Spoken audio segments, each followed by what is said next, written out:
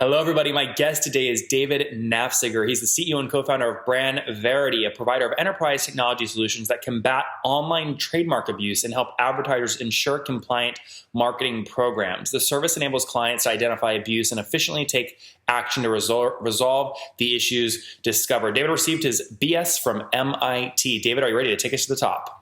Fantastic. Awesome. Okay, so this sounds like a very kind of niche specific product. How did you stumble across this space, and tell us what the company does and how you make money?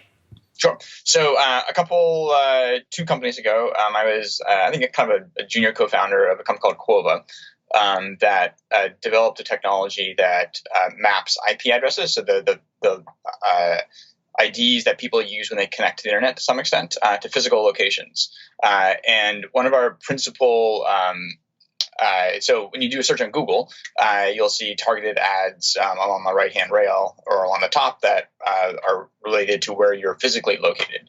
And Quova at the time, I don't know if they still do, but they were a provider of that technology to Google. Our core customer, though, were online fraud departments. So if you made a purchase online, and let's say you were shipping it to Miami, you were physically sitting in Austin, but maybe you were accessing the internet from Kazakhstan, that might be a sign of something about to happen, and you might want to give that person a call or talk to them a little bit more.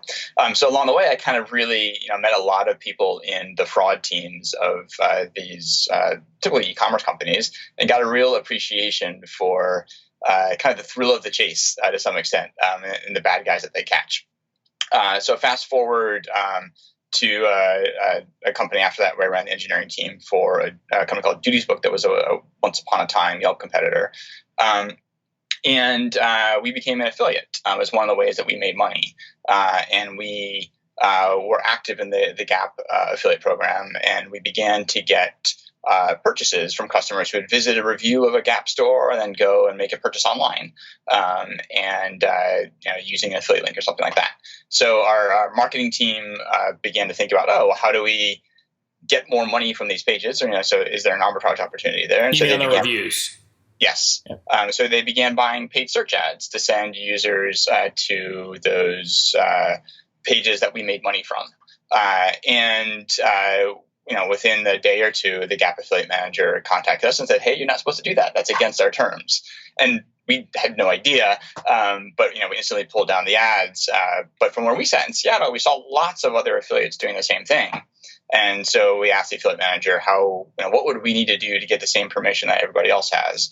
And the affiliate manager's response was, "There is no one else, just you."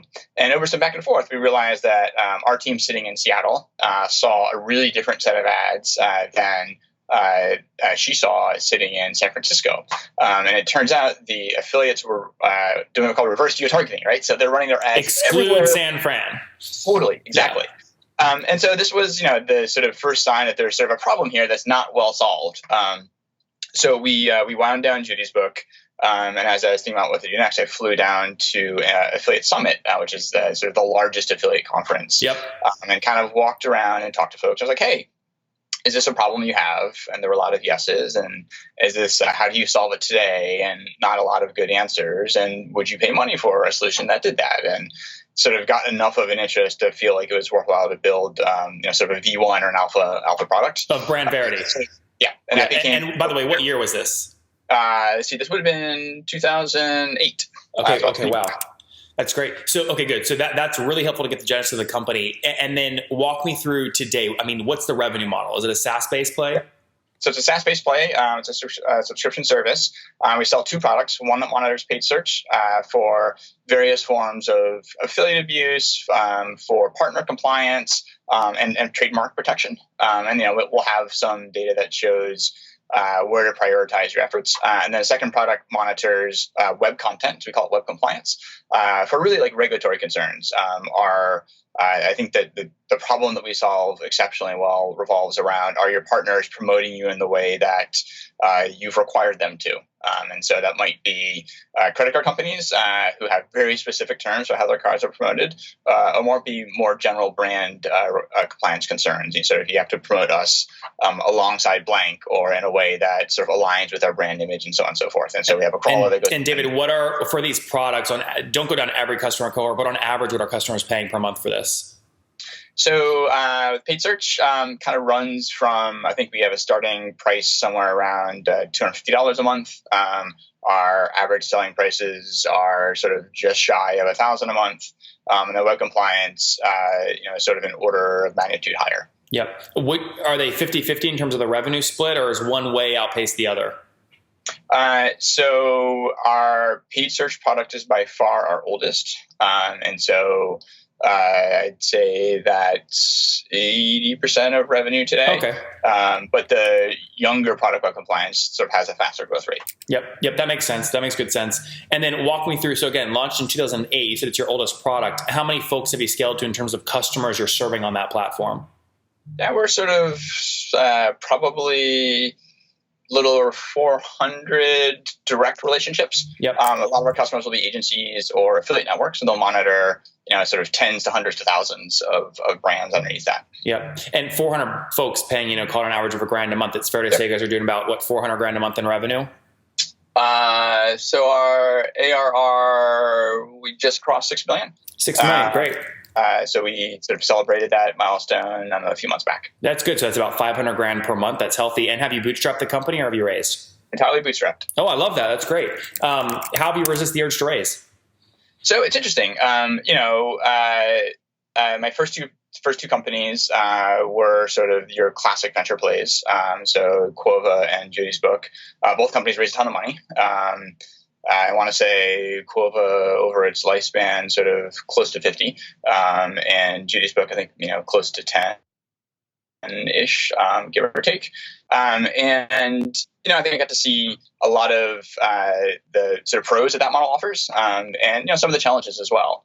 And I think it also got sort of out of, I think, my system. I think it's something that's relatively common, sort of the view that raising a round is success in and of itself. Sort of having seen both of those models play out, I was sort of interested to try something different. Yeah, that makes good sense. And it's better for your stress levels, right? Yeah, no, totally. Yeah. I think it's a different model. Yeah. Has advantages and disadvantages. And I think I won't say that, we're sort of in the never raise, it's not sort of a core philosophical difference, but I think we also, as we've been growing,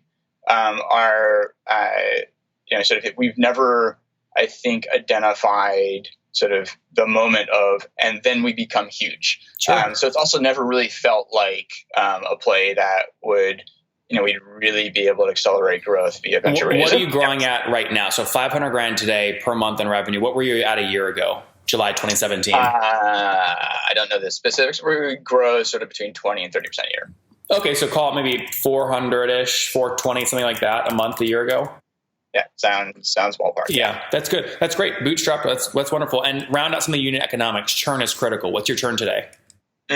Churn is a great question. So churn is something that we spend a fair amount of time looking at.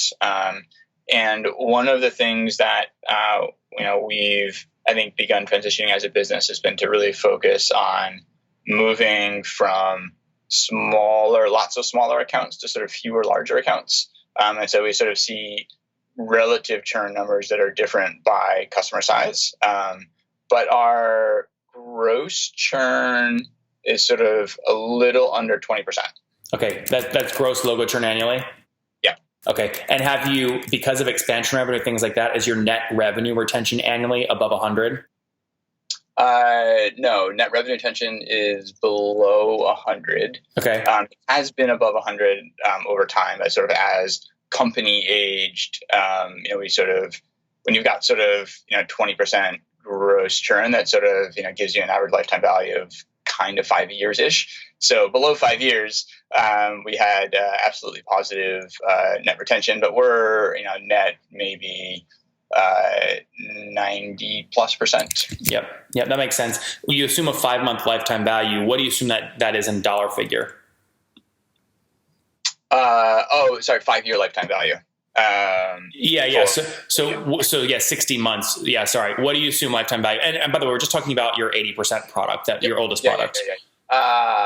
So I'm going to back up envelope that live. So our lifetime value, we're looking at roughly 10 grand a year, so sort of 50 grand-ish. Yep. That's about, look, if you have ARPU of $1,000 a month and it's 60 months, it's 60 grand, right? Yeah, there you go. What about CAC? Are you spending money to acquire these guys? Yep. So I think that's one of our big investments for the year is really developing a meaningful kind of sales and marketing engine. The vast majority of our new revenue comes via word of mouth and referral, and we're focusing really extensively on this year on sort of developing a repeatable sales and marketing process. What is it today though? What's your fully weighted CAC? So fully weighted CAC is somewhere around 10 to 12K. Okay, got it. So about first year ACV, 12-month payback, something like that. That's about right. Yeah, interesting. That's great. And walk me through team today. What's the team size and where's everyone based? Yep. So team is about 35. 30 of that team's all in Seattle. And then we've got an office in London, a team of 5 that sort of serves our EMEA customers. That's great. Seattle and London. Very good. All right, David, let's wrap up here with the famous 5. Number 1, what's your favorite business book? Ooh, great. Good to Great. Good. Number 2, is there a CEO you're following or studying right now? Bezos. Number 3, what's your favorite online tool for building the business? Ooh, that's a great question. I mean, at the moment, we've really embraced Slack. I think it's really enabled a lot of transparent communication and sort of a lot of people to participate in the conversation. How many hours of sleep do you get every night? Ooh, it's sort of 7. And what's the situation? Married, single, kids? Married, 2 kids, 9 and 6. Okay, good. So young ones. And how old are you?